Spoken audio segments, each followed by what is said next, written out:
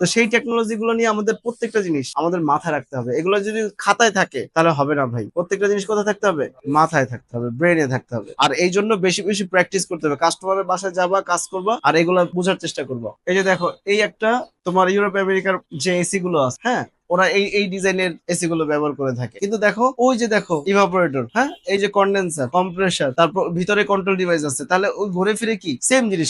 কিন্তু ডিভাইসটা দেখো, এখানে ডাক্টের মাধ্যমে বাতাসটাকে সার্কুলেশন করা হয়েছে। দেখো ভালো করে দেখো, এই যে একটা বক্স দেখা যায় না, এই বক্সটা টিনের বক্স, শীটের বক্স, এটাকে বলা হয় ডাক্ট লাইন। ডাক্ট কাকে বলে? বাতাস প্রবাহের রাস্তাকে ডাক্ট বলে। মানে যেখানে বাতাস প্রবাহী হয় সেটাকে কি বলা হয়? ডাক্ট বলা হয়। এই সেম জিনিসটা কিন্তু এখানে ব্যবহার করতেছে। এখন আমি যদি ভাই মূল জিনিসটা বুঝি, বিদেশে গিয়ে আমি এসির কাজ করতে পারবো না। যেখানে থাকুক, আমার ফ্লোরের নিচে থাকুক, আমার বিল্ডিং এর নিচে থাকুক, আর বিল্ডিং এর উপরে থাকুক, আর ছাদে থাকুক, আর সাইডে থাকুক, আমি মূল কাজটা কি বুঝি কিনা। যদি মূল কাজ বুঝি, আমার জন্য ওকে। We are from